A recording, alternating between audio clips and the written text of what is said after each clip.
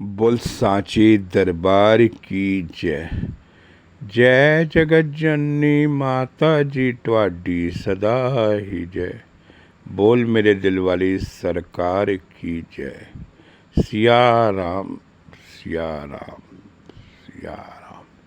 सात संगत जी, आज बहुत ही एक सुंदर सी साखी श्री गुरु तेग बहादुर जी के जीवन से और मेरे परम पूजनीय हजूर बाबा जी के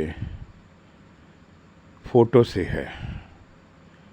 संगत जी, नानक वंश में गुरु नानक जी जब अपने प्रचार के लिए निकले तो वो असम के दौरे पे भी गए थे। वहाँ संगत जी उनके अनुयायी हो गए थे जो गुरु नानक को मानने लग गए थे और सिख धर्म के अनुयायी हो गए थे। संगत जी, उस पीढ़ी के पीढ़ी दर 3-4 पीढ़ी के बाद संगत जी एक 80 वर्ष की बुढ़िया जी थी, वो भी गुरु नानक को मानती थी और रोज़ संगत जी वो शपथ करती थी। जब शपथ करती थी तो एक कुर्सी खाली रखती थी, सामने बैठ के नानक जी की आसन लगा के बैठती थी, लेकिन नानक जी नहीं आते थे और वो शपथ करती थी कि किसी दिन मेरे घर आओ। घर वालों ने समझाया कि दादी माँ, आप रोज़ शपथ पढ़ते हो कि गुरु नानक जी आएंगे, नानक के रूप में आएंगे, लेकिन वो आते नहीं हैं। संगत जी, उधर गुरु तेग बहादुर जी का प्रकाश उत्सव होता है और इधर से वो संगत जी शपथ कीर्तन में लीन हो जाती हैं। फिर वो अपने बच्चों को समझाती है, एक दिन जरूर आएंगे। ऐसे ही संगत जी, गुरु तेग बहादुर जी का जीवन जब बड़े होते हैं, गुरु गद्दी संभालते हैं और फिर वो मुग़लों से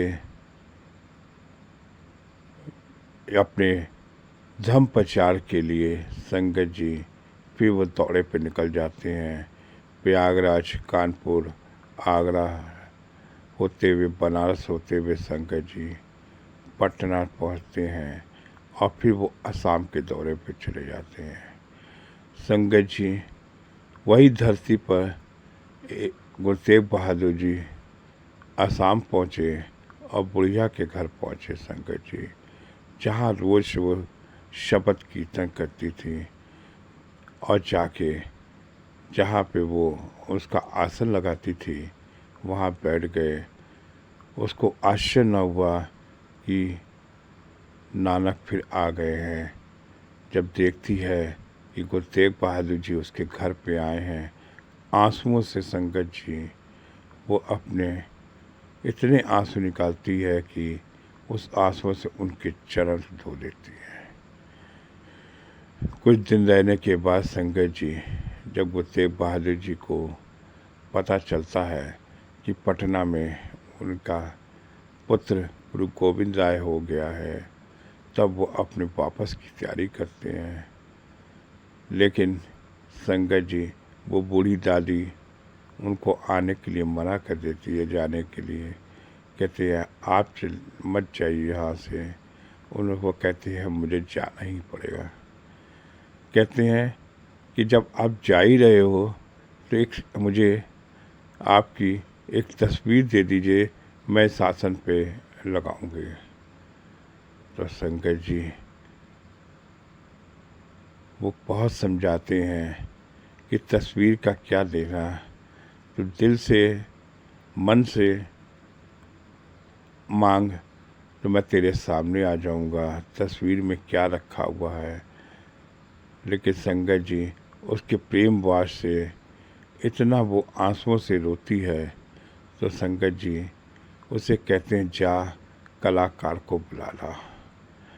कलाकार आता है, रोज़ संगत जी उसकी तस्वीर बनाने लगता है। उनका चेहरा इतना मुखरा तेज होता है, संगत जी आँखों की ललाट होती है।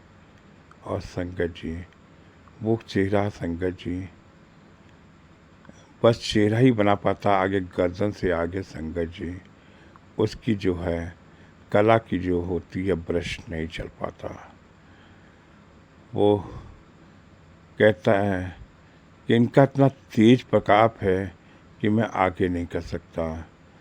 तब वो बुढ़िया से कहते हैं कि देख तेरा कलाकार तस्वीर नहीं बना पा रहा। तब कहते हैं वो बुढ़िया गुरु तेग बहादुर जी से कहती है, आप जब तक मन से उस पर समा जाओ तो ये तस्वीर बड़ी हो जाएगी। संगत जी उस तस्वीर को संगत जी गुरु तेग बहादुर जी ने, वो कलाकार ने आधी बनाई थी और उसको उन्होंने पूरी बना दी। वो पहली तस्वीर संगत जी गुरु तेग बहादुर जी ने असम के दौरे पे उस बुढ़िया के घर पे थी। ऐसे ही संगत जी मेरे हजूर बाबा दिलीप सिंह बेदी महाराज जी की तस्वीर से है संगत जी। बहुत लोगों ने फ़ोटो खींचना चाहा, संगत जी फ़ोटो आए नहीं। कहते हैं फैजाबाद में सुदेश बहन जी की शादी थी, संतोष बहन जी की शादी थी, और वहाँ पर संगत जी एक फ़ोटोग्राफ़र ने मिलने के टाइम पे संगत जी फ़ोटो बिना इजाज़त से खींच ली, लेकिन संगत जी वो फ़ोटो रील से गायब हो गई। वो फ़ोटो आई ही नहीं संगत जी, और कोई भी आज तक संगत जी मेरे हजूर की तस्वीर नहीं ले पाया। कहते हैं प्रयागराज की धरती से संगत जी रामाचल शुक्ला जी एक बहुत ही गुरु भाई के सेवक थे। वो अपने किसी फ़ोटोग्राफ़र को लेकर संगत जी हजूर के पास दर्शन करने गए, फैजाबाद गए, दर्शन करने गए संगत जी। और तब संगत जी उन्होंने बड़े प्रेम से दर्शन किए और इजाज़त मांगी कि एक फ़ोटो हम लोग के पास होनी चाहिए, आप इजाज़त दे दें तो एक फ़ोटो आपकी ले ली जाए। तब मेरे हजूर बाबा दिलीप सिंह बेदी महाराज जी ने उनको इजाज़त दी, और वो जो प्रयागराज से रामाचल शुक्ला के साथ जो फ़ोटोग्राफ़र आया था, तब उन्होंने उनकी कुछ फ़ोटोएँ खींची, जो संगत जी आज हम सब लोगों को हजूर के फ़ोटो प्राप्त हुए। कहते हैं कि फ़ोटो में क्या है, आप जब एक नॉर्मल तस्वीर ही है संगत जी, किसी के लिए वो तस्वीर हो सकती है, लेकिन हमारे गुरु भाई जब उस श्रद्धा और भाव से संगत जी हम मंदिर पे रखते हैं, वो साक्षात हमारे रूप पे है। वो पवन रूपी हैं, वो कहीं भी जा सकते हैं संगत जी, हजारों रूप वो निवारक कर लेते हैं संगत जी। हम अमृत बेला पे उठकर संगत जी उन स्वरूपों को जब देखते हैं संगत जी, वो ऐसे साक्षात लगता है कि वो हमारे सामने खड़े हैं। बहुत सी संगतों का संगत जी उन्होंने कार्य किया है।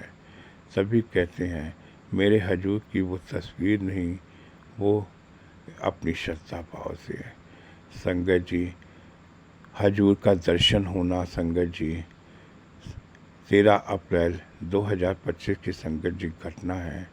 जिस श्रद्धा मन से संगत जी सितारगंज की गुरु सेविका सपना खन्ना जी अपने घर पे हवन कराया और हजूर का प्रकाश अर्चना किया, वैसे ही संगत जी उन्होंने एक कुर्सी पे अलग से आसन लगा के हवन किया। कहते हैं गुरु नानक जी के रूप में संगत जी मेरे हजूर बाबा दिलीप सिंह बेदी महाराज जी आए, क्योंकि गुरु नानक जी नानक मत्ता सितारगंज में संगत जी उत्तराखंड में उन्होंने अपना आसन लगाया था। कहते हैं जिस श्रद्धा से भक्त अपनी श्रद्धा करता है तो हजूर ज़रूर आते हैं। संगत जी ये घटना दोपहर के 2:30 बजे की हुई कि परम पूजनी माता जी के कुछ स्वरूप में भी संगत जी उभार आया और साथ साथ में मेरे हजूर बाबा दिलीप सिंह बेदी महाराज जी भी गुरु नानक के रूप में संगत जी वहाँ पर आए। कहते हैं जब गुरु नानक जी आए तो उनके बेटे गोविंद आए, गोविंद सिंह भी आए और इस तरह से मेरे हजूर बाबा दिलीप सिंह बेदी महाराज जी के पुत्र जसवंत सिंह बेदी महाराज जी के भी संगत जी चित्त में कुछ उन्होंने दर्शन दिए। कहते हैं संगत जी जिस भाव से आप अपने हजूर को याद करेंगे, अपने गुरु परिवार को याद करेंगे, वो ज़रूर आएंगे। ये संगत जी उस दिन खालसा दिवस था, बैसाखी का दिन था और मेरे प्रकाश उत्सव संगत जी सितारगंज में मनाया जा रहा था, तो बाबा जी ने तो अपने कदम रखने थे। ऐसे संगत जी परिवार को, संगत जी सबको दर्शन मिले। ये समझिए संगत जी केक कटने के बाद लगभग 2:30 बजे की घटना है और वहाँ पर सबको दर्शन हुए। कहते हैं तभी तस्वीर न समझो मेरे हजूर को, वो साक्षात हमारे बीच में है और हम सबको दर्शन देकर संगत जी अंकित कर गए।